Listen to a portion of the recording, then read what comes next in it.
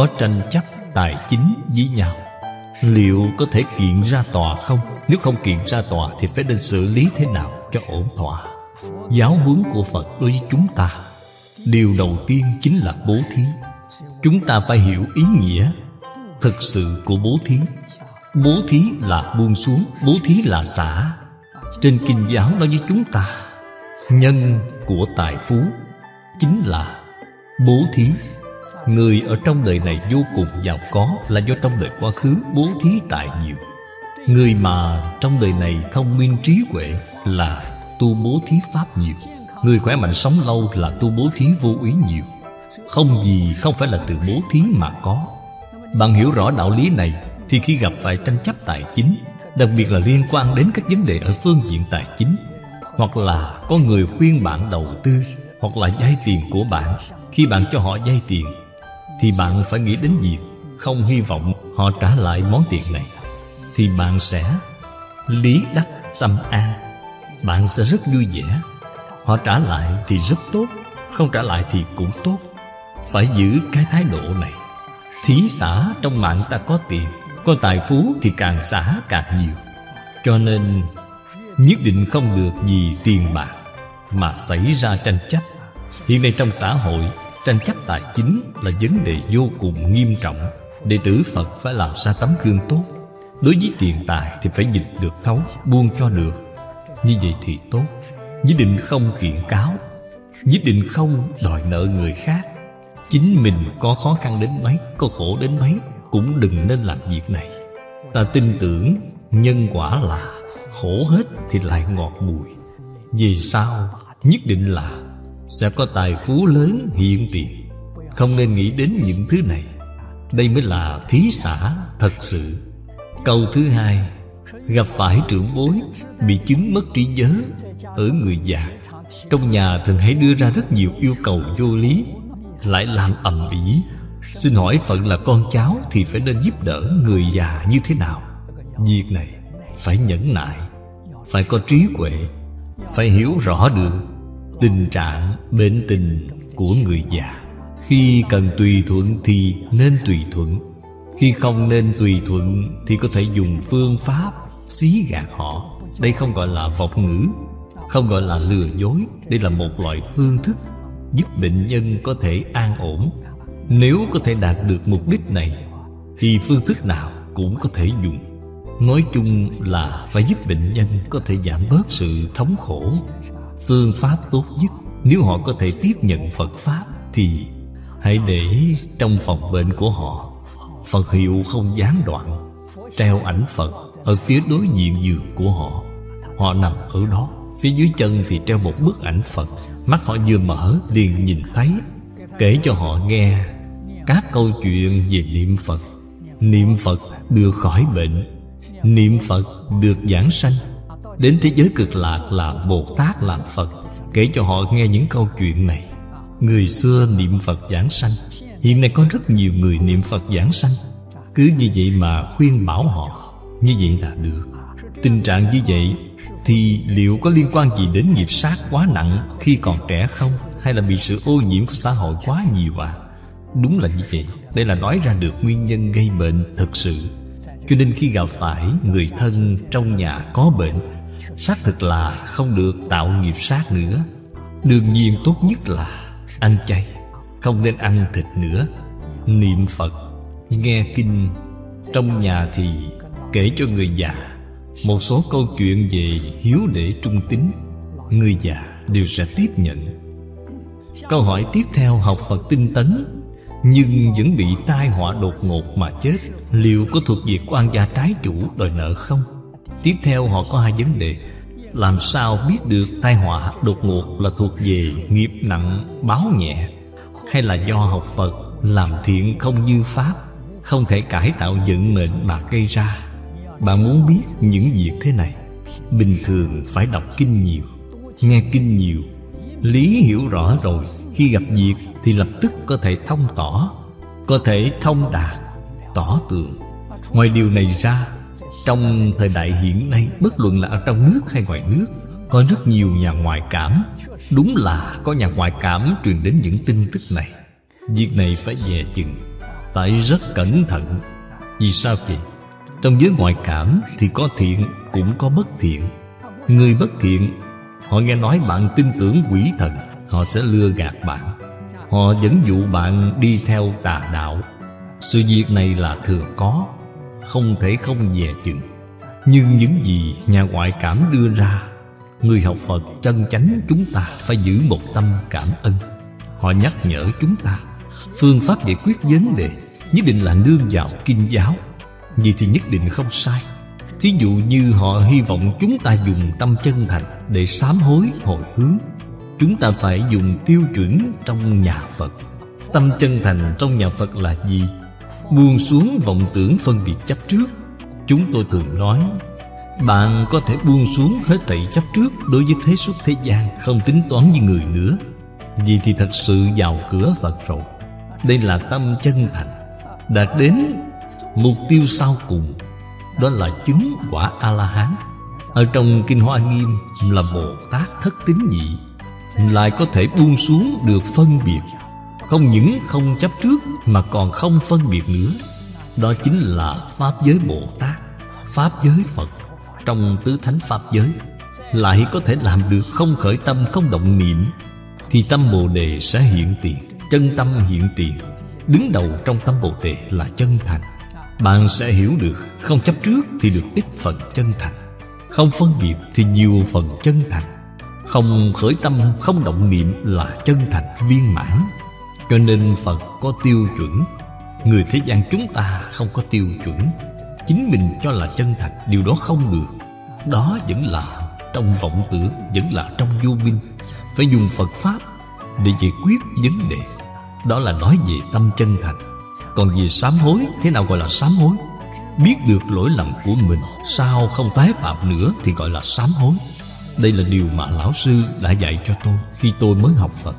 Mỗi ngày ở trước mặt Phật Bồ Tát đọc văn sám hối. Sau khi đọc xong vẫn làm y như cũ. Đây không gọi là sám hối. Cho nên lão sư nói với tôi là Phật Pháp trọng thực chất, không trọng hình thức. Hình thức không quan trọng, thực chất mới là quan trọng.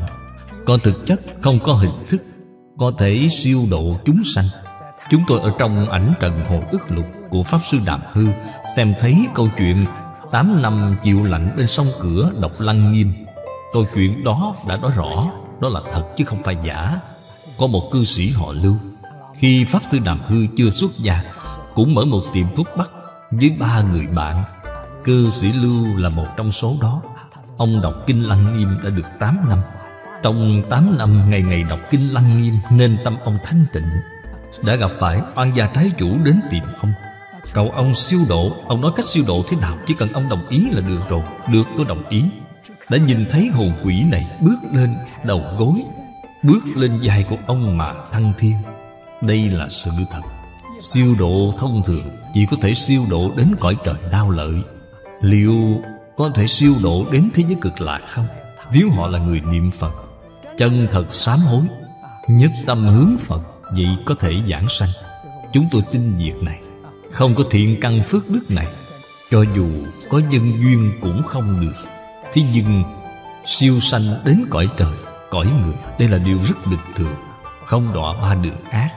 Cho nên giảng sanh là phước báo hy hữu, không gì sánh được. Chúng ta phải nhận thức cho rõ ràng điều này. Bạn nói xem, chúng ta có thiện căn hay không? Không có thiện căn thì bạn sẽ không gặp được. Gặp được rồi, chân tín, chân nguyện. Thế nào gọi là chân tín chân nguyện? Buông xuống dạng duyên là chân tín chân nguyện. Ta có tín có nguyện, nhưng vẫn không buông xuống được duyên đời. Đây không phải là chân tín chân nguyện. Cho nên rất nhiều người nói bạn học Phật là giả. Bạn phát nguyện cũng là nguyện giả. Trong tín nguyện của bạn xen tạp tự tư tự lợi, danh văn lợi dưỡng, xen tạp tham sân si mạng. Vậy thì không phải là chân. Không phải chân. Không phải là nói bạn không có chút gì. Bạn có tín, có nguyện, nhưng những phiền não tập khí trong bạn đã phá hoại tín nguyện của bạn. Tín nguyện của bạn không khởi tác dụng. Là đạo lý như vậy, luôn phải rõ ràng, phải thấu suốt. Lấy tiêu chuẩn này mà xem, thì có mấy người thật sự tin Phật chứ? Chính chúng ta hãy bình lặng mà phản tỉnh một chút. Ta có tin Phật không? Ta có phát nguyện không? Ta tính rồi, ta có nguyện rồi, liệu có xen tạp không? Có xen tạp. Có xen tạp thì tín nguyện của chúng ta chưa phải là thuần chánh. Có thể giảng sanh không? Một chút cũng không nắm chắc được. Khi tôi còn trẻ, vừa mới xuất gia, gặp một số lão hòa thượng. Lão hòa thượng nói lời thật trước mặt chúng tôi. Niệm Phật niệm mấy mươi năm rồi, 80-90 tuổi còn chưa nắm chắc Phật giảng sanh. Tôi nghe rồi rất kinh ngạc. Hiện nay chúng tôi hiểu rõ rồi. Vì sao chưa nắm chắc phần giảng sanh? Xen tạp, công phu không thuần, tín tâm không thanh tịnh. Vấn đề phát sinh ở chỗ này. Cho nên phải hiểu là quá khứ, hiện tại, vị lai nhất định phải tu tâm thanh tịnh, nhất định phải nghe Phật Pháp nhiều. Dần dần các đạo lý bạn đều hiểu rõ, nắm bắt được nguyên lý nguyên tắc. Gặp phải sự việc thì tự nhiên sẽ thông tỏ thôi. Câu hỏi tiếp theo phải nên giúp đỡ những đồng tu học Phật này hành thiện như thế nào để họ xây dựng lại tín tâm chân thật. Lời này khi chúng tôi giảng kinh đã nói rất nhiều. Bắt đầu làm từ chính mình. Chính mình làm ra tấm gương cho người xem, người ta mới có thể sanh tín tâm. Không làm ra được tấm gương tốt, bạn nói thì người ta không tin tưởng, bạn gạt tôi. Chính bạn còn chưa làm được mà. Cho nên hết thảy phải bắt đầu làm từ tâm. Chúng tôi gọi là làm từ tâm ta, thì có thể giúp cho thiện căn phước đức nhân duyên của rất nhiều người được chín mùi. Hoặc chưa chín mùi thì sẽ chín mùi. Thật sự giúp được họ. Họ nhìn thấy hình tượng của bạn, họ thật làm. Cho nên điều này trong Phật Pháp gọi là trọng thực chất. Trong tính giải hành chứng thì xem trọng ở hành chứng. Chúng ta có hành, có chứng cho người ta xem, vậy mới có thể độ chúng sanh. Đặc biệt là ở thời đại này. Thời đại này nói khoa học nói chứng cứ. Học Phật, ăn chay có chỗ nào tốt, thân thể khỏe mạnh. Tôi hơn 80 tuổi rồi, so với họ thì tướng mạo trông tốt hơn họ, thân thể khỏe mạnh hơn họ, họ sẽ tin. Nếu bạn không có tấm gương cho họ xem, họ sẽ không tin tưởng. Khi ra đi thì rất tự tại, không sanh bệnh. Bạn xem đứng mà đi, ngồi mà đi, vậy thì tin rồi. Cho nên người hiện nay tin tưởng chứng cứ chính là bạn làm ra tấm gương cho người ta xem. Nếu tấm gương không tốt thì người ta không tin tưởng. Điều này ở nước ta không những là Phật Pháp mà Nho Thích Đạo cũng không ngoại lệ. Dáng vẻ bên ngoài đầu tiên chính là thành kính, cung kính một cách chân thành. Trong Đệ Tử Quy dạy bạn chào cúi sâu 90 độ với người. Đối với người lớn cũng như vậy, mà đối với người nhỏ cũng như vậy. Có cần thiết làm vậy với người nhỏ hơn không? Đó là dạy họ. Khi tôi ở Đài Trung, chính Lão Sư Lý đã biểu diễn cho chúng tôi xem. Khi Lão Sư Ngài mở giảng tòa Đại chuyên Phật học, học trò đều là từ bên ngoài đến Đài Trung, đều là người trẻ tuổi. Ngài là bậc tổ phụ. Thế nhưng đối xử những học trò này, Ngài vẫn là cúi chào 90 độ. Chúng tôi ở bên cạnh xem thấy. Về sau đã hiểu rõ, chính là dạy những người trẻ tuổi này dạy thế nào chính mình làm gương. Chính mình không làm gương thì bạn dạy người ta không tin bạn. Chính mình làm gương không cần nói, người ta cũng cảm động. Học khiêm tốn, học tôn trọng người khác. Người trẻ đến liên xã, đến thư viện Từ Quan, nhân viên làm việc chúng tôi ít. Nhân viên làm việc pha bình trà để ở đó. Lão sư tự mình rót trà cho người, rót trà cho học trò. Bởi vì học trò hiện nay không biết, người trẻ tuổi không biết, nên phải dùng phương pháp như vậy để dạy. Đây gọi là đại từ đại bi. Bậc trưởng bối lớn tuổi có đạo đức, có học vấn đều làm như vậy. Họ học được rồi, họ về nhà sẽ biết rót trà cho cha mẹ, biết cúi chào cha mẹ, biết lễ phép với trưởng bối của họ. Dạy học thì phải làm từ chính mình. Người xưa có một câu nói: điều mình không thích chớ làm cho người. Ta mong người khác đối với ta thế nào thì trước tiên ta phải đối với người như thế đó. Đặc biệt là trong thời đại này. Thời đại này đã lơ là đi giáo dục, ít nhất cũng đã lơ là 3 đến 4 thế hệ rồi. Căn bản là không biết lễ nữa rồi. Lễ là nền tảng an định và hòa bình của xã hội. Chúng ta khôi phục như thế nào? Phải từ chính mình làm gương. Chính mình phải nhún nhường trước. Như vậy thì mới có thể giúp đỡ xã hội khôi phục an định hòa bình. Câu hỏi tiếp theo: nếu người niệm Phật không đặc biệt hồi hướng cho quan gia trái chủ thì liệu có tạo thành chướng ngại giảng sanh không? Điều này rất khó nói. Nếu quan gia trái chủ tìm bạn gây phiền phức thì sẽ tạo thành chướng ngại. Họ không tìm bạn gây phiền phức thì chướng ngại này không có. Thế nhưng người học Phật chúng ta phải bồi dưỡng tâm từ bi của chính mình. Điểm này rất quan trọng. Người xưa nói Phật Pháp. Thế nào là Phật Pháp? Từ bi làm gốc, phương tiện làm cửa. Bạn xem đặt từ bi là ở đầu tiên. Từ bi chính là bác ái. Đối với hết thảy chúng sanh đều có tâm thương xót, đều có tâm yêu kính. Đây là tánh đức. Chúng ta ngày nay đối với người không có ý niệm này, đây là mê mất tự tánh. Đây là phàm phu. Phật Bồ Tát giác ngộ rồi. Người giác ngộ thì họ đối với người là một mảng từ bi, không phân biệt đẳng cấp, là bình đẳng. Giống như Phật đã nói ở trên Kinh Hoa Nghiêm là hết thảy chúng sanh vốn dĩ là Phật. Họ là bình đẳng. Thật đúng vốn dĩ là Phật, chỉ là mê ngộ khác biệt không như nhau. Chư Phật và Pháp Thân Bồ Tát các ngài giác ngộ rồi. Phàm phu lục đạo còn mê. Mê rồi nhưng vẫn là Phật. Trong ánh mắt của Phật Bồ Tát nhìn họ thì họ là Phật. Cho nên Phật Bồ Tát cung kính đối với phàm phu. Giống như tôi vừa nói, đưa ra thí dụ, lão sư lý của chúng tôi cung kính những học trò lớp đại chuyên. Học trò lớp đại chuyên mê hoặc họ không biết, nên lão sư làm ra tấm gương cho họ xem. Tự tánh của họ vốn dĩ chính là như vậy. Bạn xem, chúng tôi không những đối với những giảng bối này, đối với hàng hậu sanh như vậy, mà đối với ruồi muỗi kiến gián chúng tôi cũng chắp tay. Bồ Tát kiến, Bồ Tát gián, Bồ Tát chuột. Bạn xem, đối với những loài vật này còn cung kính thì đối với người sao không cung kính chứ? Cho nên nếu cung kính với súc sanh mà không cung kính với người thì đây là xen tạp. Xen tạp điều gì? Xen tạp phân biệt chấp trước của bạn trong đó. Bạn không có cách gì làm được cung kính hết thảy. Điều này thì phải học. Đối với oan gia trái chủ phải thường hay nghĩ đến khi xưa tôi đã làm sai, hoặc cố ý hoặc vô ý, có lỗi với các vị. Bây giờ đã hiểu rõ rồi, tôi xin sám hối, vì sau không tạo lại nữa. Đem công đức tu học của mình hồi hướng cho oan gia trái chủ. Hy vọng oan gia trái chủ cùng học Phật, cùng niệm Phật với chúng ta, đồng sanh cực lạc quốc. Vậy thì tốt biết bao. Đến thế giới cực lạc làm đồng tham, đạo hữu tốt. Câu hỏi tiếp theo, Cơ Đốc giáo và Thiên Chúa giáo ở quê nhà của đệ tử phá hoại tượng Phật. Vì vậy mà con đã tìm đến Cục Tôn giáo. Hy vọng Cục Tôn giáo xem trọng, tăng cường quản lý, nói rõ tôn giáo là một nhà, nên đoàn kết đùm bọc lẫn nhau. Xin lão Pháp Sư chỉ điểm con làm như vậy đều có ổn thỏa, viên mãn không? Nên làm như vậy. Những tôn giáo này đều tốt.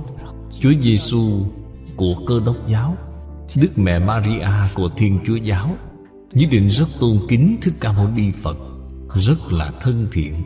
Vì sao vậy? Các ngài rõ lý. Còn những tín đồ này họ không rõ lý, có thành kiến, gọi là thành kiến cá nhân.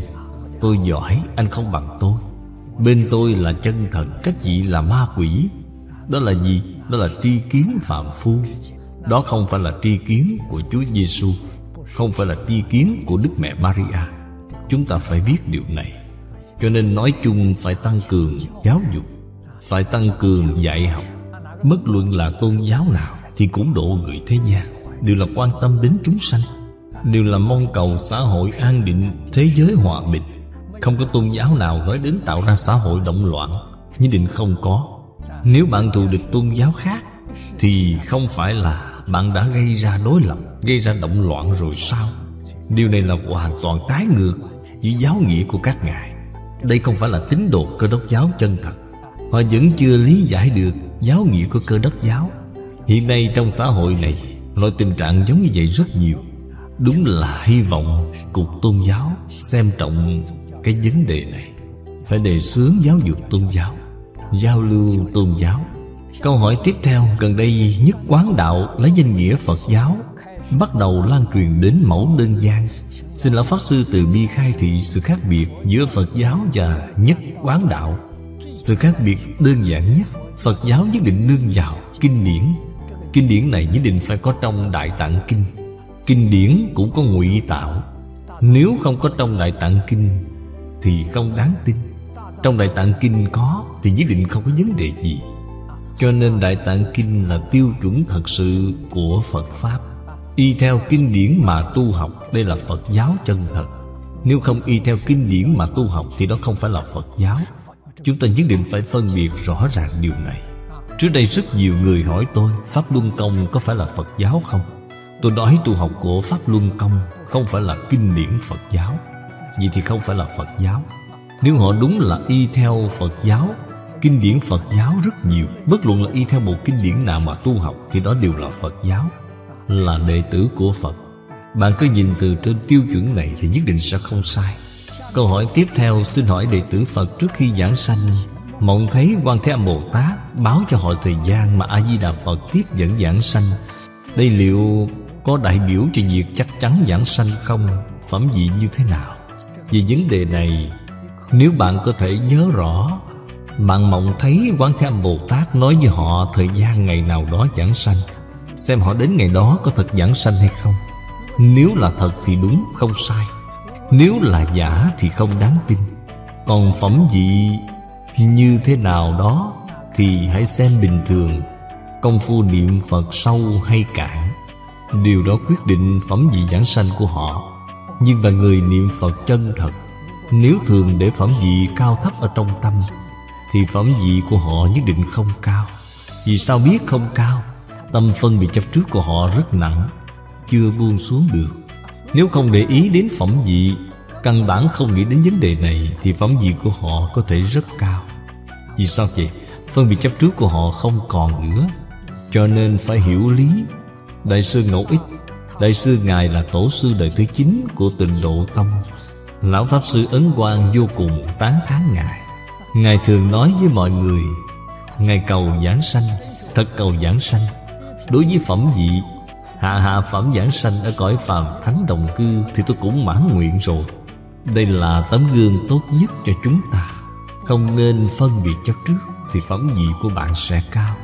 Có phân biệt chấp trước thì bạn giảng sanh ở cõi phàm thánh đồng cư. Không có chấp trước nữa thì bạn sanh ở cõi phương tiện hữu dư. Không có phân biệt nữa, không khởi tâm không động niệm thì sanh về cõi thật báo trang nghiêm. Đặt nặng vấn đề phẩm vị như vậy, cho dù giảng sanh thì phẩm vị sẽ không cao. Đây là điều chắc chắn chúng ta có thể lĩnh hội được. Câu hỏi tiếp theo xin hỏi chúng xuất gia phát tâm học tập theo Lão Pháp Sư, trước tiên có cần đến Trung tâm Văn hóa Thang Trì để học tập không? Vấn đề này, ý niệm này của tôi nguyên do khởi lên là vào năm 2006. Sau khi thăm Đại học London, Cambridge ở nước Anh trở về, tôi cảm thấy sâu sắc là nền Hán học trên thế giới thiếu lão sư giỏi, chuyên gia học giả thì không thiếu, nhưng không thấy thánh nhân hiền nhân. Học thuộc truyền thống của chúng ta là giáo dục thánh hiền. Mục đích dạy học là thành thánh thành hiền, không phải là thành chuyên gia học giả. Cho nên trở về thì tôi nghĩ nếu chúng ta có cơ hội giúp một số người trẻ tuổi, họ có chí làm thánh làm hiền, chúng ta cần phải có nghĩa vụ giúp đỡ. Những người này đến đâu để học? Ban đầu tôi đã nghĩ đến chúng tôi ở trung tâm Thang Trì tuyển chọn những thầy cô có phẩm đức ưu tú, họ sẵn lòng làm thánh, làm hiền. Chúng tôi thành lập một học viện nhỏ để giúp đỡ họ. Mục đích mục tiêu của chúng tôi là hy vọng họ ở Thang Trì dạy học 3 năm. 3 năm mọi người xem thấy đức hạnh của những người này. Việc dạy học của những người này đều được tán thán. Họ có nguyện làm Khổng Tử, có nguyện làm Phật Bồ Tát. Nên chúng tôi có nghĩa vụ phải toàn tâm toàn lực giúp đỡ họ. Ý niệm này là khởi lên như vậy. Đối với việc theo tôi học giảng kinh không khó. Bạn xem chúng tôi đã làm thí nghiệm ở Singapore, 3 tháng là học được rồi, không khó chút nào. Mà khó nhất là ở đâu? Khó nhất là làm sao cắm xuống được 4 cây gốc. Điều này chúng tôi không giúp được. Điều này hoàn toàn là việc của bản thân mỗi người. Phật cũng không giúp được. Thật sự phải tự mình phát tâm. Ta muốn làm Phật, ta muốn làm Bồ Tát thì bạn cần phải có 4 cái gốc này. Nhiều năm đến nay khiến chúng tôi cảm nhận sâu sắc được nhiều đồng học Phật tại gia không làm được thập thiện nghiệp đạo, cũng nhiều đồng học xuất gia không làm được sa di luật nghi. Phải y theo tiêu chuẩn của Phật Pháp, không làm được thập thiện nghiệp thì không phải là đệ tử tại gia, không làm được sa di luật nghi thì không phải đệ tử xuất gia. Cho nên Thích Ca Mâu Ni Phật đều không có đệ tử tại gia xuất gia. Ai muốn chân thật phát tâm làm đệ tử của Thích Ca Mâu Ni Phật thì phải làm được thập thiện nghiệp. Vì sao không làm được thập thiện vậy? Chúng tôi nghĩ đến người trước đây rất dễ làm được, người hiện nay không làm được, chính là không có giáo dục nền tảng, khiến chúng tôi liên tưởng đến ba cái gốc Nho Thích Đạo. Nho Thích Đạo ở nước ta là nền tảng của văn hóa truyền thống. Tuy một mà ba, tuy ba mà một. Trên hình thức có Nho Thích Đạo, trên thực tế thì nó hòa thành một thể. Hiện nay không nhìn thấy nữa rồi. 100 năm trước đây, đạo sĩ họ đọc kinh Phật, họ đọc tứ thư ngũ kinh, họ đều hiểu. Người học Nho, họ cũng đọc kinh Phật, họ cũng đọc Lão Tử, Trang Tử, Pháp Sư trong nhà Phật. Nhất định biết đọc tứ thư ngũ kinh. Lão Tử, Trang Tử là khóa trình bắt buộc phải đọc, cho nên họ thông suốt. Cái gốc này rất sâu, nền tảng rất sâu vậy, cho nên họ có thể thành tựu, có thể trở thành đại đức tổ sư một đời. Nếu ba cái gốc này mất hết thì đây là giả, không phải là thật. Cho nên ngày nay Phật giáo đang suy, chúng ta nhất định phải tìm cho ra nhân tố suy vong là ở đâu. Vì sao lại suy? Suy ở đâu? Chúng ta mới có phương pháp để cứu giúp. Nếu nói ba cái gốc Nho Thích Đạo lỗi thời, đây là di sản của thời đại phong kiến, hiện nay cần phải phế trừ nó. Có rất nhiều người đề xướng quan điểm như vậy. Vì chúng ta hãy xem hiệu quả. Chúng tôi ở Thang Trì làm thí nghiệm, chỉ có một cái gốc, không phải ba cái gốc. Một cái gốc này mà đã sanh ra hiệu quả, vậy thì bạn phải hiểu là hiệu quả của ba cái gốc này lớn biết bao. Đây là nền tảng thực sự của xã hội an định, dân tộc hòa mục của nước ta suốt 5.000 năm qua. Nhưng thứ này không còn nữa thì xã hội liền động loạn. Dùng phương pháp gì để an định lòng người, để khôi phục hòa bình cho xã hội? Có thể tìm được một thứ như vậy để thay thế thì đương nhiên tốt rồi. Chúng tôi cầu còn không được. Không tìm được thì thí nghiệm những thứ của tổ tiên xưa một chút, có hiệu quả, nó sanh ra tác dụng. Đích thân chúng tôi chính là thị hiện sống. Chúng tôi ở trong xã hội nhiều năm nay, không bị cuốn theo dòng chảy của xã hội. Là dựa vào điều gì? Chính là dựa vào cái gốc này. Cái gốc này đã sanh ra hiệu quả ở trên thân chính chúng tôi. Cho nên chúng tôi làm thí nghiệm ở Thang Trì cũng đã sanh ra hiệu quả như vậy, chứng minh đây là chân lý. Chân lý vượt qua thời gian, vượt qua không gian. Bất luận để ở nơi nào cũng làm được thông suốt, bất luận ở nơi nào cũng được người hoan nghênh. Hiện nay đại biểu các nước của tổ chức UNESCO, Liên Hiệp Quốc còn muốn đến Thang Trì tham quan, muốn đến tận nơi để khảo sát. Đây là sự việc tốt. Tôi nghe nói chính phủ của chúng ta cũng đồng ý rồi. Đây là một việc tốt. Hy vọng họ đến xem. Hy vọng họ đem giáo dục luân lý đạo đức, nhân quả của văn hóa truyền thống đi tuyên dương trên toàn thế giới. Nếu thực sự có thể thực hiện thì chúng tôi tin là thế giới này có thể khôi phục an định hòa bình. Câu hỏi tiếp theo: gần đây bạn con mắc một loại bệnh kỳ lạ. Tình trạng bệnh giống như là heo bị giết, trong chớp mắt tim như bị dao đâm. Đưa vào bệnh viện thì trở lại bình thường. Người bạn này khi xưa là đồ tể giết heo. Xin hỏi đây có phải là thuộc về bệnh oan nghiệp không? Phải nên hóa giải oán kết tương tự như thế nào? Đúng là báo của oán kết. Người giết heo gặp sự việc này, người giết gà khi gặp người giết gà thì họ cũng thống khổ như vậy. Đây đúng thật là oan nghiệp. Từ đây vì sao không sát sanh nữa, không nên ăn thịt nữa, phải chân thật sám hối. Khi xưa vô tri sát hại những chúng sanh này, nay phải giúp đỡ chúng, siêu độ cho chúng. Chúng ta ở trong cửa Phật lập bài vị cho chúng, mỗi ngày tụng kinh niệm Phật hồi hướng cho chúng. Hy vọng chúng không ôm những oán hận này nữa. Khuyên bảo chúng là oan gia nên giải không nên kết. Khi xưa tôi đã sai rồi, tôi xin lỗi các bạn. Bây giờ chúng ta cùng nhau niệm Phật cầu sanh tịnh độ. Dùng tâm chân thành thì có thể cảm động được đối phương. Tâm không chân thành mà trông chờ vào may mắn thì những oan gia trái chủ này của bạn sẽ không tha thứ rồi. Tâm chân thành có thể hóa giải. Xin hỏi súc sanh chết rồi thì phải nên xử lý thế nào? Liệu có cần trợ niệm 12 giờ đồng hồ rồi mới có thể di chuyển không? Câu hỏi này của bạn rất hay, rất hiếm có. Súc sanh có lẽ là không cần thời gian dài như vậy. Vì sao vậy? Con người chấp trước vào thân người rất nặng. Tôi nghĩ thân súc sanh thông thường giảm một nửa là đủ rồi. Phật nói với chúng ta, con người sau khi chết đi thì ít nhất 8 giờ đồng hồ không được di chuyển, bởi vì thần thức của họ chưa rời đi. Chúng tôi nghĩ súc sanh thông thường, đặc biệt là động vật nhỏ. Động vật càng nhỏ thì chúng đi càng nhanh, như ruồi, muỗi, kiến, gián, bò bay, máy cửa. Đối với những động vật nhỏ này, bạn nên niệm cho chúng khoảng 10 phút, tối đa nửa giờ là đủ rồi. Nếu là trâu, dê, heo, chó, đối với những động vật lớn này thì bạn niệm cho chúng khoảng 1 giờ đồng hồ cũng được rồi, không cần phải 12 giờ như vậy. Tiếp theo là câu hỏi. Quê hương của đệ tử ở Bắc Lâm Hoàng Hà, mỗi tuần đều có phóng sanh. Có mấy vấn đề xin lão Pháp Sư chỉ dạy. Thứ nhất, hiện nay cá phóng sanh phần lớn đều là do con người nuôi.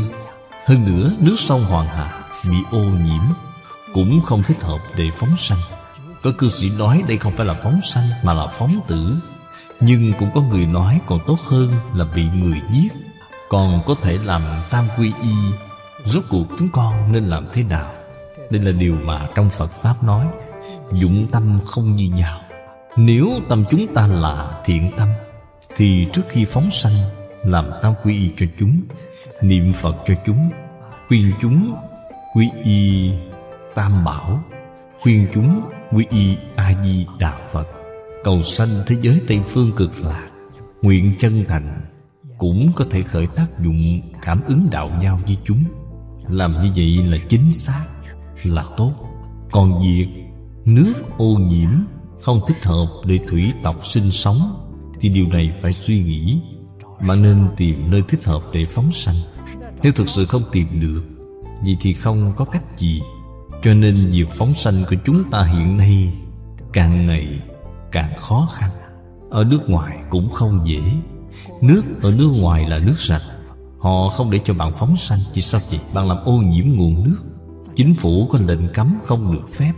Cho nên hiện nay chúng ta thay bằng một phương pháp, chính là cố hết sức khuyên người hộ sanh, khuyên mọi người có tâm yêu thương, ăn chay trường, không sát sanh, yêu thương bảo vệ chúng sanh. Đây là việc tốt. Ủng hộ bạn bè làm trong ngành ăn uống, mở nhiều quán chay, khuyên người ăn chay trường, khuyên người ăn chay. Trong quán chay còn phát một số câu chuyện nhân quả, thậm chí những kinh Phật đơn giản. Khi họ bước vào quán chay, cho họ một cơ duyên để họ có thể tiếp xúc với Phật Pháp. Đây đều là phương thức rất tốt. Ấn tống số lượng lớn các sách liên quan đến yêu thương, bảo vệ động vật, như cuốn truyện tranh Hộ Sanh của Phong Tử Khải, chúng ta đã in rất nhiều. Đây đều khuyên người thế gian giác ngộ, không ăn thịt chúng sanh nữa. Câu hỏi tiếp theo. Cá chạch có sức sống tương đối khỏe mạnh trong môi trường nước, dễ sống sót. Do vậy mọi người mua cá chạch để thả rất nhiều. Kết quả khiến cho giá cá chạch tăng cao, người bắt cá chạch cũng tăng lên nhiều. Có người cho rằng phóng sanh dẫn đến càng nhiều sanh mạng bị bắt. Đây là tổn hại sanh mạng. Thế nhưng nếu chúng ta không mua phóng sanh thì chúng sẽ bị người giết. Rốt cuộc nên làm thế nào? Điều này phải có trí huệ để xử lý. Phóng sanh là việc tốt, bạn không nên cố định thời gian.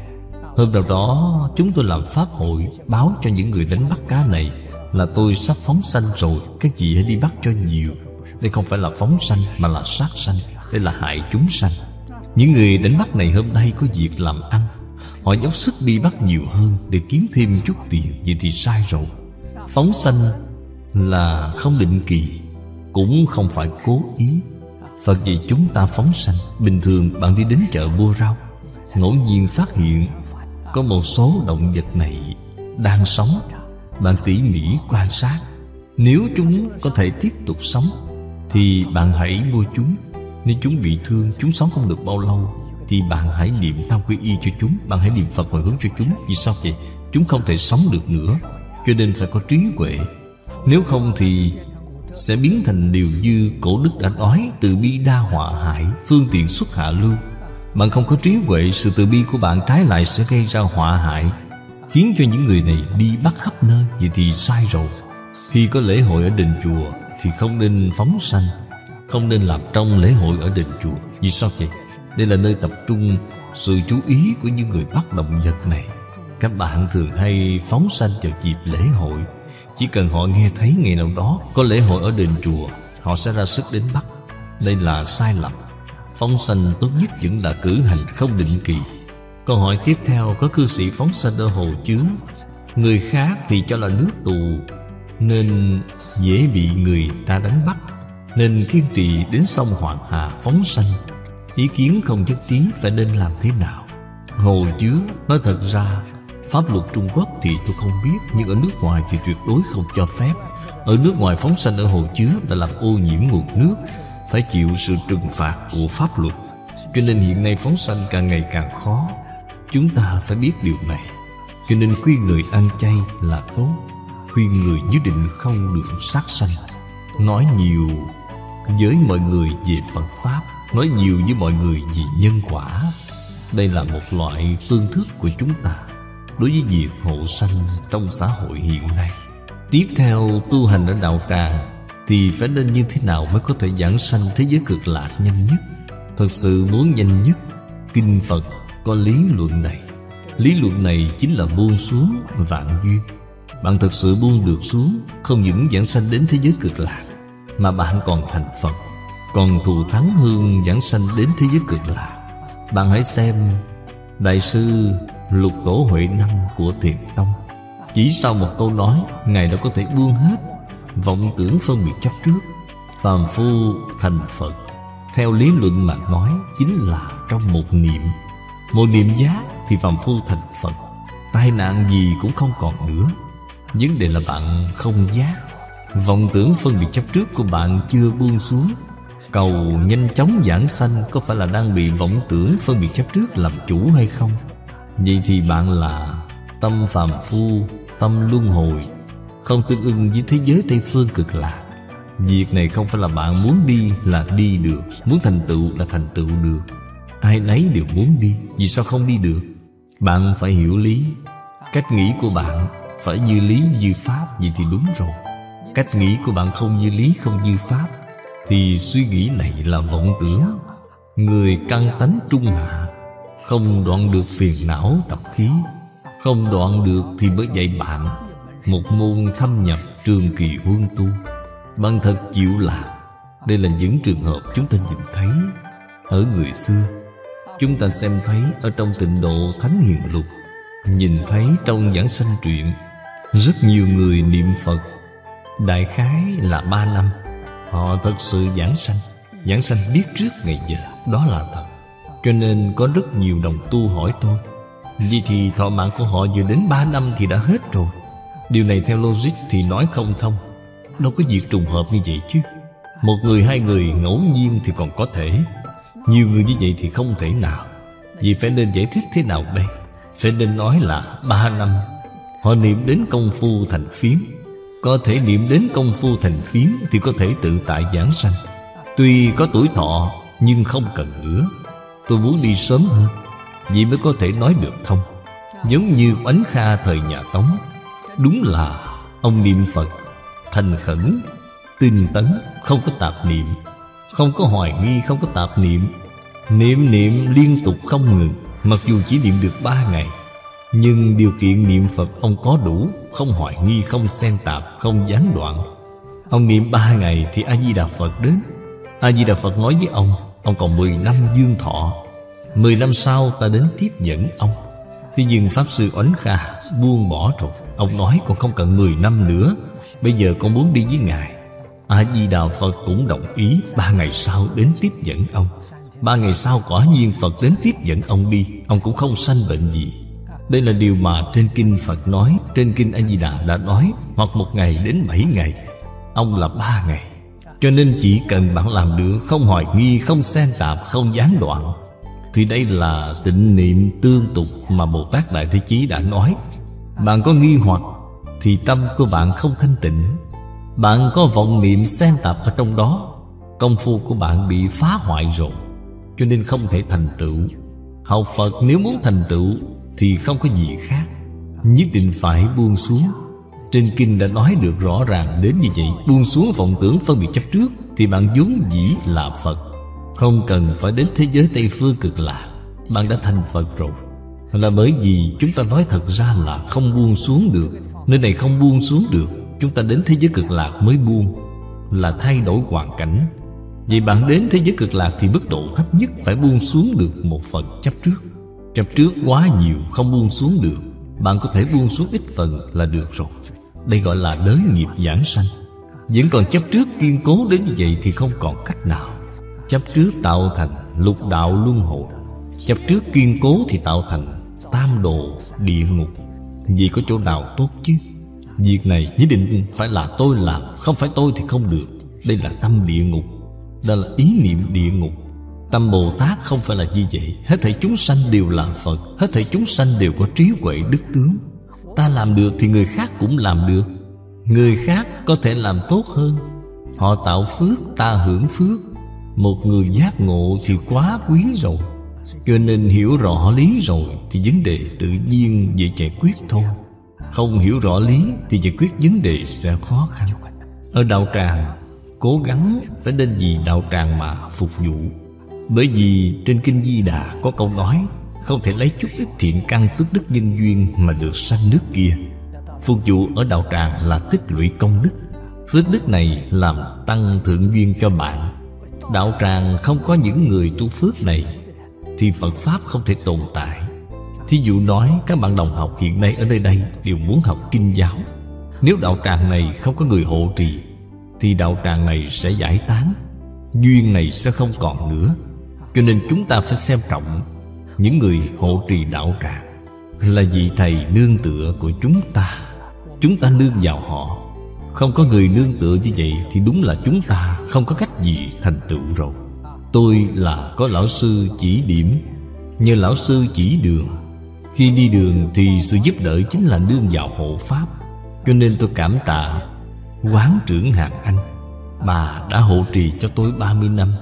Tôi không phải lo lắng chút nào về hoàn cảnh sinh sống của tôi. Vì bạn mới có thể một lòng hướng đạo, mới có thành tựu. Không có hoàn cảnh này thì không có cách gì, bạn làm sao thành tựu được chứ? Cho nên đạo tràng này thật sự có người phát tâm đến hộ trì đạo tràng này.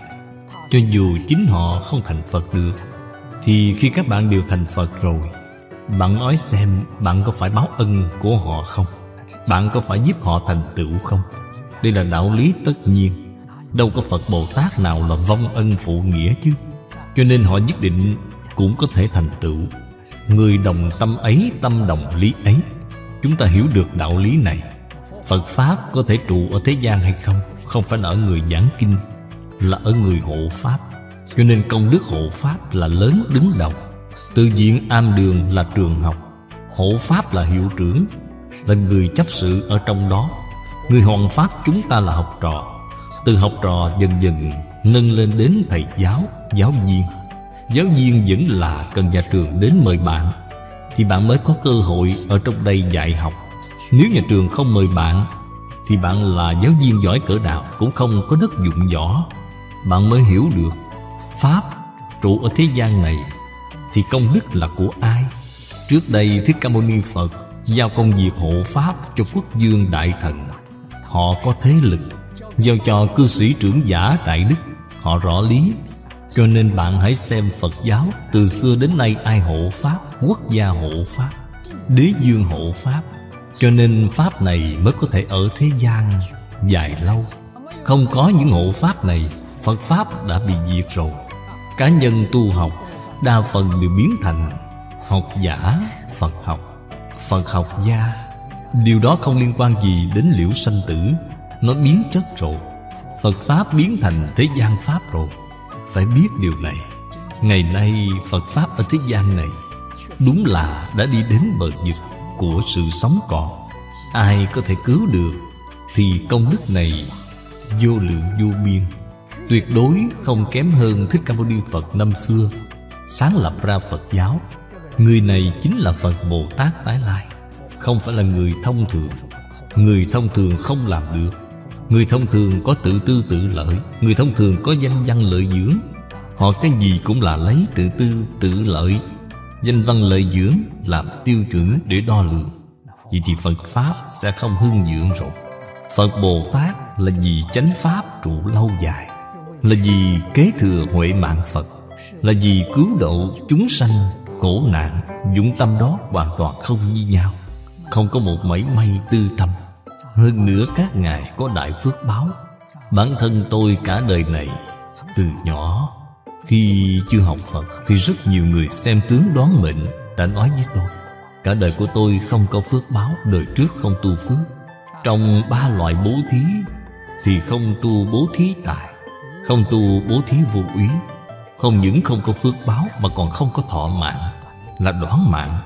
May mà có một chút bố thí pháp, có một chút thông minh trí huệ, cho nên tiếp xúc với Phật Pháp có thể lý giải, có thể tin, có thể giải.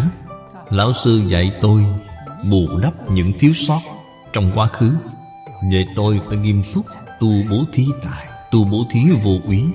Chính là tài pháp vô úy. 3 loại bố thí này phải nghiêm túc mà làm.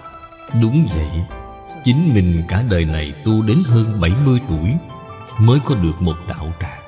Ở đây các chị biết là đạo tràng ở Úc Châu. Mặc dù Phật Pháp không phải là khởi đầu ở Trung Quốc, nhưng Trung Quốc kế thừa, Ấn Độ không có kế thừa. Ngày nay ở trên toàn thế giới khi nói đến Phật Pháp là Phật Pháp ở Trung Quốc. Đạo tràng của chúng tôi là ở nước ngoài. Chính mình tu hành thì không có vấn đề gì. Nếu muốn Phật Pháp ở thế gian này phát dương quang đại, phổ độ chúng sanh, thì hoàn cảnh ở Trung Quốc thù thắng hơn nhiều so với hoàn cảnh ở nước ngoài. Cho nên vẫn là nghĩ đến quay về Trung Quốc. Nếu duyên ở Trung Quốc không chín mùi thì chỉ nên ở Úc Châu. Duyên ở Úc Châu là thật sự chín mùi rồi. Ở bên đó chính mình tu hành, dạy học đều không chướng ngại gì. Chính phủ Úc hoan nghênh. Quan hệ của chúng tôi vô cùng tốt. Ở Trung Quốc tôi biết mình không có phước báo, cho nên tôi không thể làm trụ trì, tôi không thể làm hội trưởng hội Phật giáo. Tôi quay về là thân phận bình dân, ở trong chùa là thân phận thanh chúng, cho nên phải nương vào đại chúng, phải nương vào phương trượng, trụ trì và những đại chúng chấp sự trong chùa hộ trì. Họ không hộ trì tôi thì không có chỗ đứng. Cả đời phiêu bạt, đến già vẫn là phiêu bạt. Tôi hiểu rất rõ về chính mình, cho nên những điều tôi nói, tôi biết bao nhiêu đều nói ra hết. Vì sao vậy? Sợ sau này không có cơ hội. Đặc biệt là người 80 tuổi trở lên. Các vị phải hiểu là lúc nào cũng có thể ra đi. Đối với thế gian này không có một mảy may lưu luyến, đi lúc nào cũng được. Tôi tuyệt đối không nói tôi vẫn muốn sống bao nhiêu năm không có sự việc này. Tôi giảng Kinh Hoa Nghiêm. Nếu các bạn là người biết nghe thì mỗi buổi giảng tôi đều giảng viên mãn Kinh Hoa Nghiêm.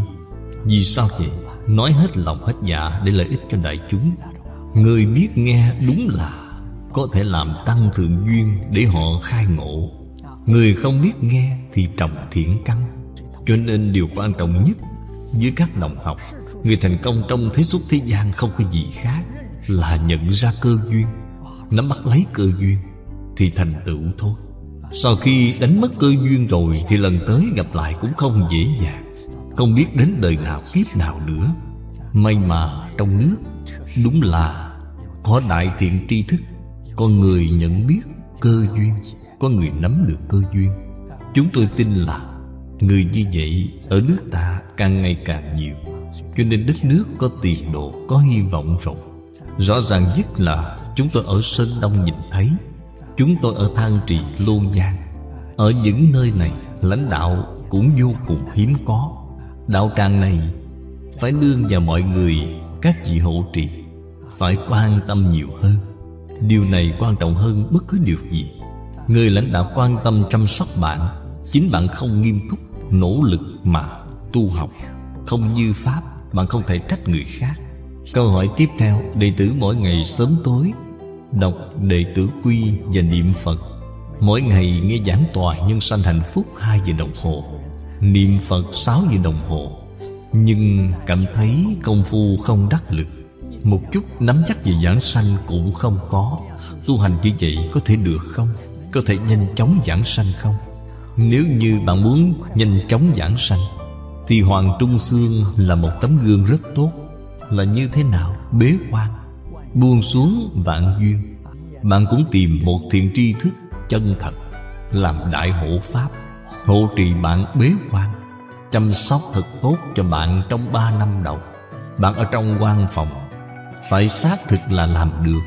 Một câu Phật hiệu, một bộ kinh Di Đà, vọng niệm nào cũng không có.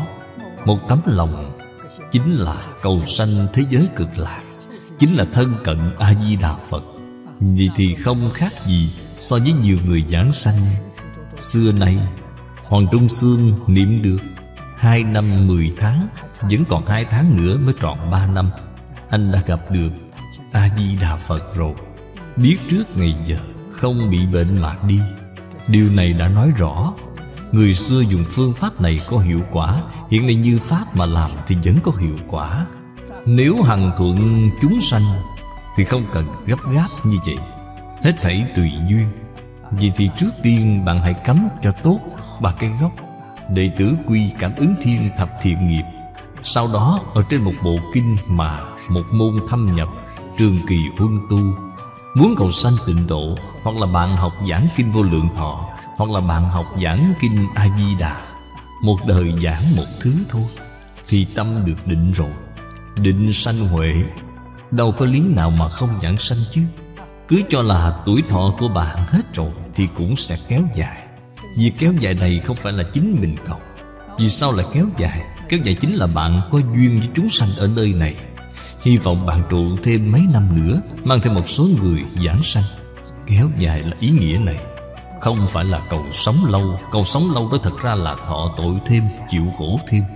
Vậy thì có ý nghĩa gì chứ? Sớm giảng sanh, sớm hưởng phước. Thế giới Tây Phương Cực Lạc không có những thứ khổ sở như vậy. Cho nên không nên cầu sống lâu. Cầu sống lâu là sai rồi. Đó là tự nhiên, đó chính là cảm ứng. Chúng sanh có duyên thì còn có thể mang theo một số ra đi. Câu hỏi tiếp theo, niệm Phật đường ở nơi đệ tử ở. Khi mới bắt đầu có 200 người tinh tấn niệm Phật. Thế nhưng vì nhiều nguyên nhân mà hiện nay chỉ có 10 người niệm Phật. Chúng con mong được Lão Pháp Sư chỉ đạo để noi gương diễn công đại sư, thành tựu nhân duyên thù thắng, niệm Phật giảng sanh. Thành tựu nhân duyên niệm Phật giảng sanh không phải ở vấn đề niệm Phật đường, mà là ở đâu? Là người chân thật phát tâm niệm Phật cầu giảng sanh. Loại người này khó, không dễ. Là đệ tử Phật chân thật. Thời đó của Viễn Công đại sư, Phật Pháp thù thắng. Gặp được pháp môn này là vừa mới gặp. Kinh luận tịnh độ chỉ có một loại được phiên dịch ra, là kinh Vô Lượng Thọ. Còn kinh Di Đà và kinh Quán Vô Lượng Thọ lúc đó còn chưa phiên dịch ra. Đại sư Huệ Diễn chính là y theo kinh Vô Lượng Thọ. Có một số người chí đồng đạo hợp như vậy, 123 người.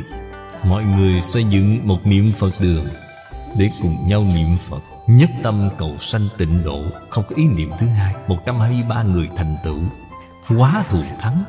Nơi này hiện nay là ở núi Lô, hiện nay gọi là chùa Đông Lâm, lúc đó gọi là niệm Phật đường Đông Lâm. Đây là nơi khởi nguồn của Tịnh Độ Tông. Thật sự có những người chí đồng đạo hợp này thì đạo tràng đó đúng thật là lục hòa kính, kiến hòa đồng giải. Kiến hòa đồng giải đó chính là được xây dựng từ trên kinh Vô Lượng Thọ. Giới hòa đồng tu chính là xây dựng ở chỗ không hoài nghi, không xen tạp, không gián đoạn. Đây thuộc về giới luật. Thân đồng trụ, khẩu vô tranh, ý đồng duyệt, lợi đồng quân. Đạo tràng có 6 phép hòa kính này được chư Phật hộ niệm, Long Thiên Thiện Thần ủng hộ. Họ thật sự không ra khỏi suối Hổ. Họ lấy suối Hổ làm biên giới. Ở đó có một con suối nhỏ gọi là suối Hổ, lấy đó làm biên giới. Người của niệm Phật đường đó không ra khỏi suối Hổ, hơn 30 năm không xuống núi. Trong tâm của họ nghĩ gì? Trong tâm nghĩ A-di-đà Phật, nghĩ thế giới cực lạc. Hiện nay chúng ta có thể tìm ra được người này không? Hiện nay người niệm Phật còn có danh văn lợi dưỡng, còn có ngũ dục lục trần, thậm chí còn có địa vị, quyền lực, còn có ý niệm này. Vậy thì khó rồi. Cho nên chúng ta hãy bình lặng tỉ mỉ mà quan sát. Duyên nói thật ra là không dễ dàng. Thiện căn phước đức nhân duyên. Nhưng trước tiên bạn phải có thiện căn phước đức. Thiện căn là có thể tin, có thể giải.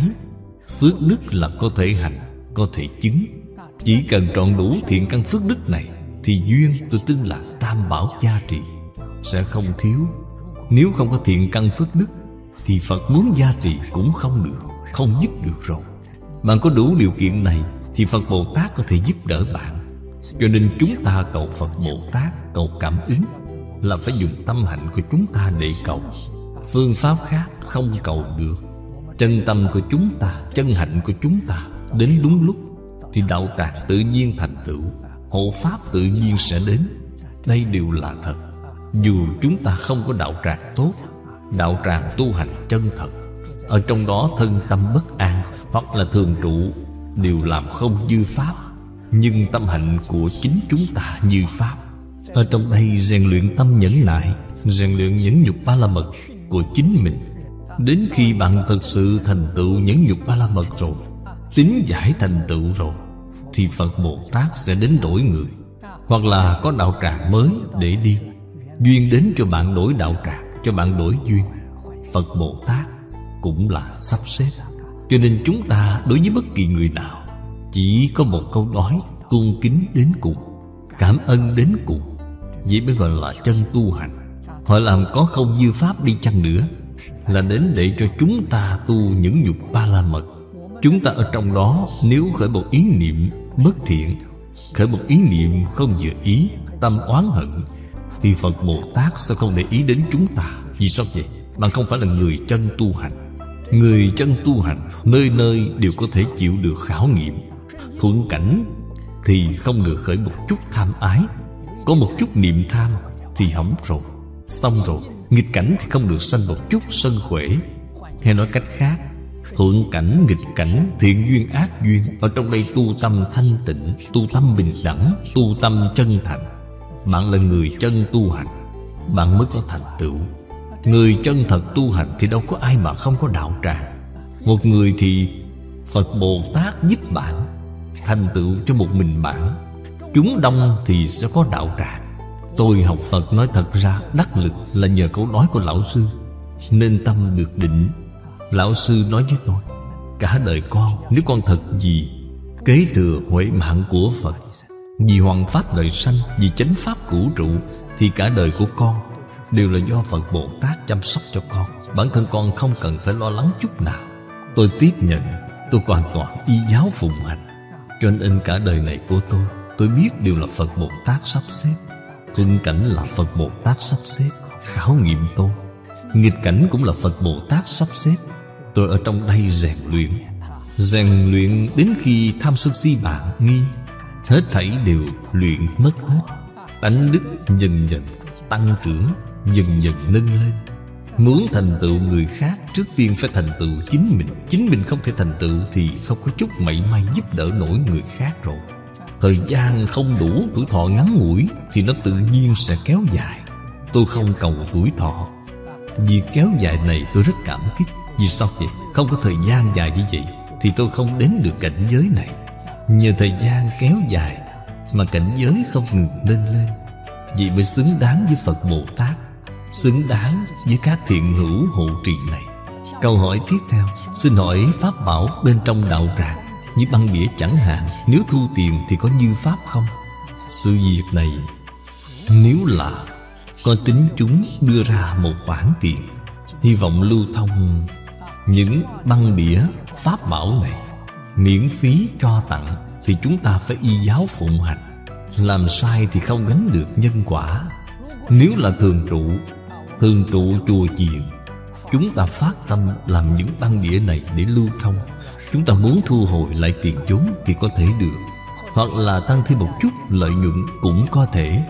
Vì sao vậy? Đây là thu nhập của thường trụ. Đây đều là như pháp. Nếu thật sự có tín tâm thì thường trụ cũng không thu tiền, cũng hiểu là càng bố thí thì càng được nhiều, vậy thì càng tốt. Đây là thật sự có hiệu quả. Khi xưa tôi ở Singapore hơn 3 năm, gần 4 năm, giúp đỡ cư sĩ Lâm Singapore. Chúng tôi đã làm một thí nghiệm, chính là cúng dường trai. Cúng trai này là 24 giờ không gián đoạn. Lúc nào đến bên đó đều có đồ ăn, đều có đồ ăn nóng, 24 giờ không gián đoạn. Món ăn không ít, đại khái có 15 món. Tiệc buffet bạn tự mình chọn món. Buổi tối có bánh bao nóng, màn thầu, đậu nành, sữa bò. Buổi tối cúng dường điểm tâm, 24 giờ không gián đoạn. Hồi đầu cư sĩ Lâm lấy tiền ra để làm chưa đến một tuần thì người bên ngoài đến tặng dầu, tặng gạo, tặng rau, cái gì cũng tặng.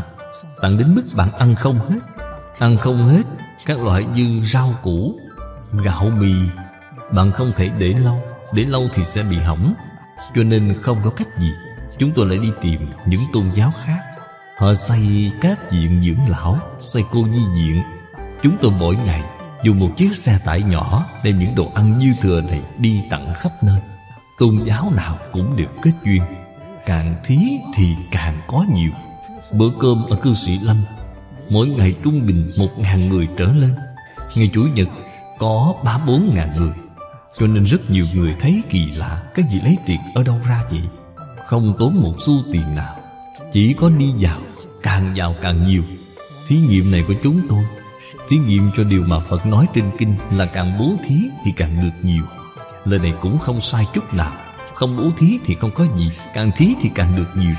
Thí tài được tài phú, thí pháp được thông minh trí huệ, thí vô úy thì mạnh khỏe sống lâu.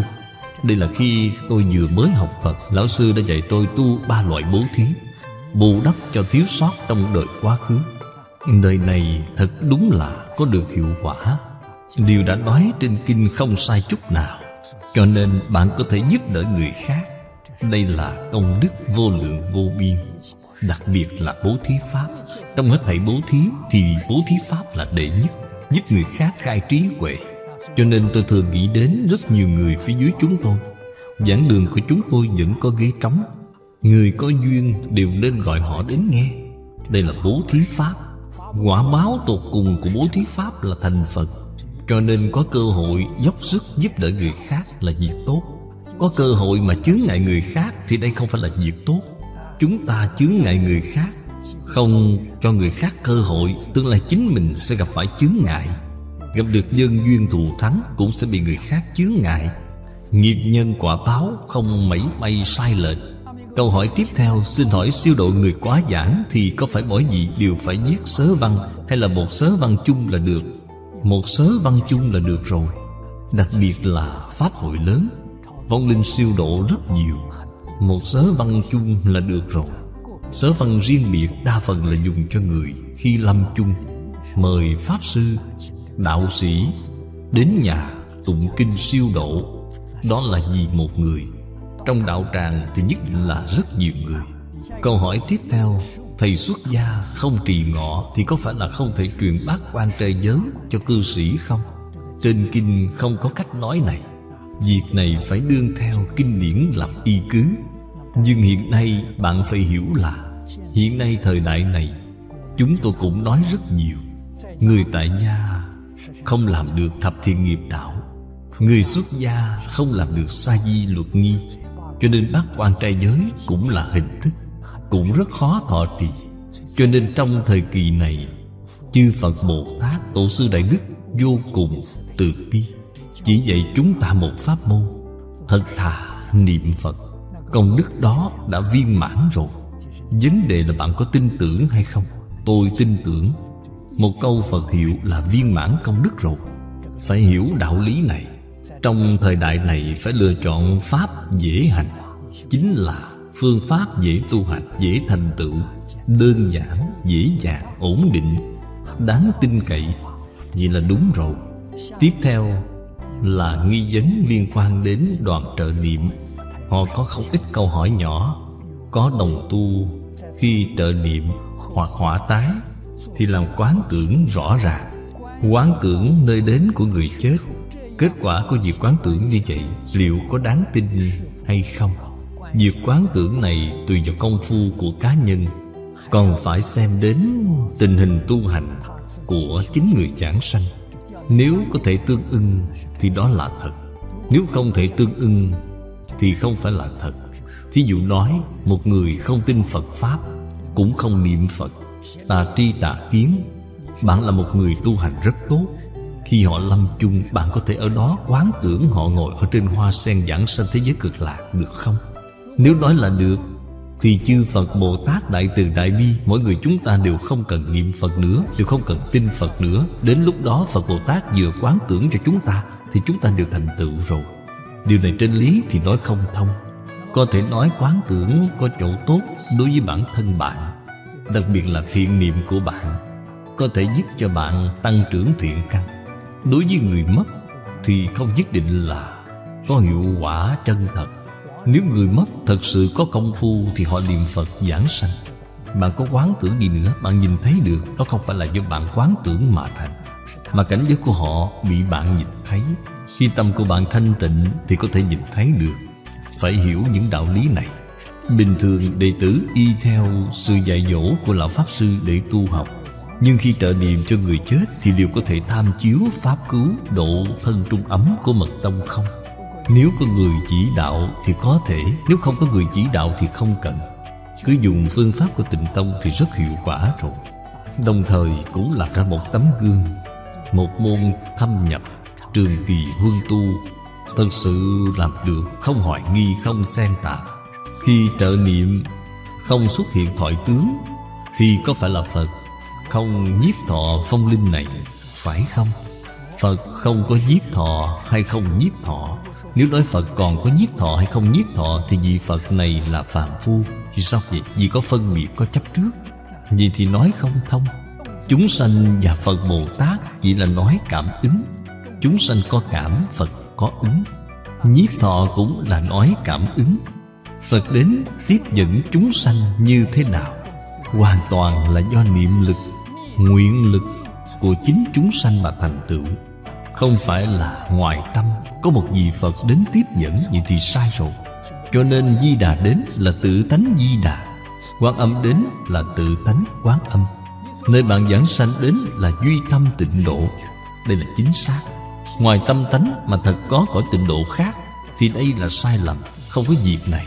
Cho nên phải nhớ là tự tánh Di Đà, duy tâm tịnh độ. Bạn phải nhớ kỹ, đây là thật. Khi đệ tử ở tổ chức trợ niệm, chỉ cần có người thỉnh, bất luận người chết có học Phật hay không, chúng con đều đi. Có khi trong một ngày có 3 người đồng thời giảng sanh, chúng con không có cách gì sắp xếp trợ niệm cho toàn bộ, càng không thể đảm bảo chất lượng. Làm thế nào để trợ niệm được viên mãn? Xin Lão Pháp Sư khai thị. Trợ niệm viên mãn thì phải nương vào tu hành của chính mình. Cho nên chính mình phải hiểu rõ được kinh giáo của Tịnh Tông, phải hiểu lý, phải rõ sự, cũng phải biết phương pháp, thì bạn mới có thể giúp đỡ cho người mất. Mỗi đồng tu trong đoàn niệm Phật đều phải hiểu rõ. Thật sự giúp cho người niệm Phật thì chính mình nhất định phải có niệm Phật đường. Chính mình thường xuyên cùng nhau niệm Phật. Khi có người tìm đến thì bạn phải giúp đỡ họ, vậy mới thật sự giúp được. Nếu không thì chỉ có hình thức, trên thực chất thì rất khó nói. Giống như bạn nói, chất lượng ở đây không đạt được lý tưởng. Tóm lại mà nói, vẫn là chính mình thật sự tu hành thì mới có thể giúp được người khác. Nếu người giảng sanh tự mình thật sự niệm Phật cầu giảng sanh, họ cũng giúp được những người trợ niệm này. Vì sao vậy? Họ tự nhiên sẽ hiện ra thoại tướng, giúp người trợ niệm tăng trưởng tín tâm. Đây là đạo lý nhất định rồi. Cho nên phàm việc gì cũng là hỗ trợ lẫn nhau. Câu hỏi tiếp theo, tang lễ ở địa phương có một phong tục, người nhà của người mất phải tặng bao đỏ cho người tham gia tang lễ. Nhiều thì 1000 đồng, ít thì 100 đồng, khiến cho gia đình người quá cố bị choáng ngợp, Con hy vọng kiến nghị đệ tử Phật dẫn đầu lấy tiền này làm công đức cho người mất, thay đổi loại phong khí này, hay là nên nhập gia tùy tục mới tốt? Đương nhiên thay đổi phong khí này là tốt, không nên tăng thêm gánh nặng cho người mất. Nếu họ rất giàu có, họ cũng muốn làm gì thì được. Nếu họ cũng không giàu có gì, hoặc là phải vay mượn sống qua ngày, vậy thì càng không được, mà phải nên giúp đỡ họ. Đây là tùy theo cơ duyên mà quan sát, phải nên làm thế nào thì nên làm như thế đó. Trong quá trình trợ niệm có cần phải sái tịnh không? Là trước khi dứt hơi thở hay là sau khi dứt hơi thở là lý tưởng nhất? Sái tịnh là khi bạn đến địa điểm trợ niệm thì nên làm càng đơn giản càng tốt, không nên làm phức tạp. Đây là tôn kính đối với địa điểm, cung kính đối với các chúng sanh vô hình ở nơi đây. Giúp người này giảng sanh cũng phải hy vọng oan gia trái chủ của họ có thể hóa giải oán kết, cùng đến giúp họ. Như vậy thì được. Khai thị trong thời gian trợ niệm đối với bệnh nhân hoặc người mất không như nhau. Khẩn cầu Lão Pháp Sư làm cho chúng con một quy phạm về nội dung khai thị để thuận tiện cho đồng tu tham khảo. Cái khai thị này tổ sư xưa nay đã có quy củ, chúng ta không được lập nữa. Người mất, điều quan trọng nhất lúc này chính là không được khởi một vọng niệm, chỉ có một ý niệm thôi, nhất tâm niệm A-di-đà Phật. Cho nên không được có loại khai thị thứ hai. Lúc này mà nói khai thị là sai rồi, lúc này còn bảo họ nghe kinh nữa cũng là sai. Lúc này một câu Phật hiệu là quan trọng, một niệm sau cùng là Phật hiệu thì nhất định giảng sanh. Cho nên Phật Pháp nói 10 niệm một niệm, trong 48 nguyện nói 10 niệm một niệm đều nhất định được giảng sanh. Có thể giảng sanh hay không là ở một niệm sau cùng. Cho nên phải quan tâm đến một niệm sau cùng của họ. Niệm niệm đều là A-di-đà Phật, không có niệm thứ hai. Khi nào thì nói khai thị là khi họ thấy điều gì đó rồi, nói với bạn: tôi nhìn thấy người nào đó trước cửa, nói ra đều là người đã chết, đều là người trong quá khứ. Người nhà của họ nói tôi nhìn thấy người nào đó rồi. Lúc này thì hãy nói, hãy niệm A-di-đà Phật, đừng để ý đến họ. Chỉ một câu như vậy. Đây là một câu khai thị tốt nhất cho người lâm chung. Cảnh giới nào hiện tiền cũng đừng để ý. Họ nhìn thấy Bồ Tát Địa Tạng, họ nhìn thấy Bồ Tát Di Lặc, nhìn thấy Thích Ca Mâu Ni Phật, đừng để ý đến. A-di-đà Phật đến thì đi theo Ngài, nhìn thấy Phật Bồ Tát nào cũng đừng để ý. Đây là khai thị quan trọng. Cho nên nói không được có một lời nào vô nghĩa, không được có một câu xen tạp, gì mới là quan trọng. Đây không phải là lúc giảng kinh giảng khai thị. Khi trợ niệm có một số cư sĩ thích niệm thầm. Niệm như vậy thì người chết liệu có thể có được lợi ích chân thật không? Bình thường khi niệm Phật thì niệm thầm, niệm ra tiếng, lợi ích khác nhau như thế nào? Khi niệm thầm thì quỷ thần biết. Khi niệm ra tiếng thì không những độ người chết mà còn độ một số chúng sanh có thể nghe thấy bạn, nghe thấy âm thanh. Ngay cả loài bò bay, mái cửa bên cạnh đều có lợi ích. Đây là việc tốt. Cho nên niệm Phật ra tiếng tốt hơn niệm thầm. Đạo lý là chỗ này. Nhưng xã hội hiện nay dân số quá đông, nhà ở trong thành phố là căn hộ chung cư. Chúng ta lớn tiếng như vậy thì sẽ làm ồn nhà bên cạnh. Ở nước ngoài, luật pháp của họ không cho phép quấy nhiễu hàng xóm. Bạn ở đó ồn ào, họ có thể báo cảnh sát. Cảnh sát sẽ đến nhắc nhở bạn. Điều này sẽ có ảnh hưởng đối với chúng ta khi trợ niệm. Ở trong hoàn cảnh này, khi trợ niệm thì có thể nhỏ tiếng một chút, vẫn là có âm thanh, nhưng âm thanh nhỏ một chút, không quấy nhiễu hàng xóm. Lấy điều này là nguyên tắc. Niệm nhỏ tiếng, kim can trì. Kim can trì là miệng động mà không phát ra âm thanh. Đây đều là phải xem hoàn cảnh lúc đó. Nói chung niệm ra tiếng là tốt nhất. Hiện nay cũng có rất nhiều người khi lâm chung ở trong bệnh viện, trong bệnh viện niệm Phật cũng giữ âm thanh ở mức thấp nhất, không được quấy nhiễu phòng bệnh kế bên. Đây đều là việc cần phải cân nhắc. Tiếp theo, hình thức đưa tang về chôn cất người mất, đơn giản tốt hay phức tạp tốt hơn? Đơn giản hay phức tạp liệu có dư pháp, có ảnh hưởng gì đến việc giảng sanh không? Điều này phải tùy tục, phải tùy tục. Phong tục tập quán ở mỗi địa phương không như nhau, yêu cầu của người nhà của họ cũng không như nhau, cứ hết sức tùy thuận. Người mất đến khi động quan, nếu họ thật sự niệm Phật giảng sanh thì họ đã sớm đi rồi. Việc này không liên quan đến họ. Đây là việc của người sau, không liên quan đến họ. Cho nên người xuất gia, người học Phật chân chánh, không muốn làm phiền người khác, càng đơn giản càng tốt. Thậm chí tro hỏa táng cũng không lưu lại, rải xuống sông, rải xuống biển, rải ra không trung, đều có rất nhiều phương thức như vậy. Những điều này không ảnh hưởng đến người chân thật giảng sanh. Câu hỏi tiếp theo, ý nghĩa siêu độ là gì? Người có thoại tướng cứ cho là đã giảng sanh, sau này còn phải lập bài gì siêu độ cho họ nữa không? Có thoại tướng chưa chắc đã giảng sanh, thế nhưng có thoại tướng thì chắc chắn họ không đọa ba đường ác. Đọa ba đường ác thì tuyệt đối không có thoại tướng. Cho nên có thoại tướng thì ít nhất họ lại đầu thai đến nhân gian. Họ đầu thai đến nhân gian nhất định là thù thắng hơn đời này, phước báo càng lớn. Cho nên họ có thoại tướng. Còn sanh lên trời thì thoại tướng không khác nhiều so với giảng sanh. Cho nên nói có thoại tướng nhất định là đi đến nơi tốt lành. Còn việc lập bài vị, sau này có lập bài vị thì đó là kỷ niệm của người sau. Đối với họ có hiệu quả hay không? Cổ Đại Đức nói là có, tăng cao phẩm vị cho họ. Nhưng liệu có thể thật giúp cho họ tăng cao được không? Chính bạn là người siêu độ, thật có tu hành, chúng tôi tin là phẩm vị có thể thật sự được nâng lên. Bạn nâng cao, nước nâng thuyền lên cao. Bạn cao thì họ sẽ càng hướng thượng. Điều này trên lý nói được thông. Điều quan trọng hơn chính là đề xướng hiếu đạo. Đây mới là quan trọng. Cho nên thận chung truy diễn. Đây là nói cúng tế. Hiệu quả là gì? Dân đức quy hậu, khiến cho người dân địa phương này đều biết nghĩ về cha mẹ, hiếu kính cha mẹ hiện tiền, tôn trọng người già. Nó có hiệu quả này. Khi thật sự giảng sanh rồi thì vẫn phải làm. Đạo lý là chỗ này. Có đồng tu cho rằng chỉ cần ráng cầu A-di-đà Phật đến tiếp dẫn thì cũng sẽ giảng sanh. Cách nghĩ này có đúng không? Cách nghĩ này không đúng. Bạn ráng cầu thì Ngài có đáp ứng không? Thí dụ con của bạn lên trường đi học thi cử không đạt, bạn ráng cầu hiệu trưởng thì nhà trường có thể đồng ý không? Nếu khi dùng phương pháp này mà Ngài đồng ý thì chúng ta hết thảy đều không cần niệm Phật nữa. Chúng ta ép A-di-đà Phật. Còn không thể không đi. Không đi thì Ngài không từ bi. Con sẽ gây đủ loại áp lực cho Ngài. Vậy thì được không? Những áp lực này đến sau cùng đều ép đến A Tỳ địa ngục. A-di-đà Phật không có ở địa ngục, chính mình đi đến địa ngục.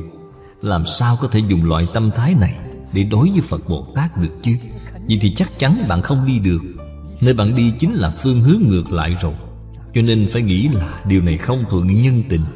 Ở nhân gian người ta còn không tiếp nhận, Phật Bồ Tát làm sao tiếp nhận đây? Đâu có loại đạo lý này chứ. Cho rằng Phật Bồ Tát dễ bắt nạt như vậy ư? Vậy thì sai rồi. Có người cho rằng thoại tướng là do trong tâm ý thức của chính người niệm Phật biến hiện ra. Vì sao có người có thể nhìn thấy, có người không nhìn thấy? Có thể nhìn thấy hay không thể nhìn thấy là duyên phận. Trong duyên phận nói ra thì rất phức tạp, không phải là đơn giản.